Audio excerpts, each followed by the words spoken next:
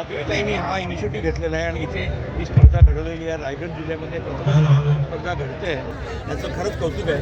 आणि याचं श्रेय तुम्हाला आहे आणि नरेशजींना सुद्धा आहे. अनेक कुस्तीपटू आहेत, त्यांना हा एक नवा मार्ग मिळालेला आहे आपली कला दाखवण्यासाठी. त्याबद्दल काय? कुस्ती हा आपला एक रांगडा खेळ आहे. माणूस आहे, रांगडा माणूस आहे, रांगड्या मातीचा रांगडा खेळ आहे.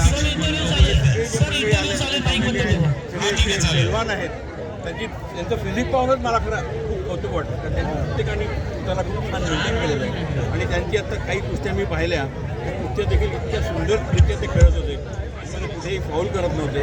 आणि खूप छान पद्धतीने हा कार्यक्रम आयोजित करण्यातसुद्धा आलेला आहे. आणि ह्या सगळ्यांना प्रोत्साहन मिळालेलं आहे, त्यांना नक्कीच यश मिळेल, सगळ्यांनाच मिळेल यश. पैलवानांना पण मी मानवीत आहे. जे ग्रामस्थ आहेत त्यांचे मी पहिल्यांदा आभार मानेन की त्यांनी एवढा सपोर्ट दिलेला आहे. आणि बघूया, समाजसेवेतून आपण एक एक कार्य करत चालू आहे, त्याच्यातूनच ही कुस्ती ठेवलेली आहे आपण. तर याला उद्यापासून कसा प्रतिसाद मिळतो हे पहिलं आपण बघूया. आज जेवढे लोक आले त्यांचे तर मी धन्यवाद मानते, पण उद्यापासून बघूयात आपण याला अजून किती लोक आपल्याला प्रतिसाद देतात ते. एक महिलेच्या मागे कोण आहे? नक्कीच नेहमी म्हणत असतात की एका पुरुषाच्या मागे एक महिला असते, पण नक्कीच आज माझ्या मागे माझे सासरे, माझे मिस्टर हे नक्कीच उभे आहेत. या कुस्ती रंगलेल्या आहे, त्यानंतर समाजासाठी काय करू इच्छित?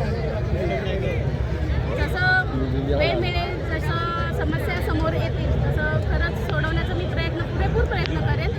आणि समाजासमोर एक समाजसेविका म्हणूनच मला यायचं आहे आणि तीच मी भावना आणि जो माझा आदर्श आहे तो समोर ठेवणार.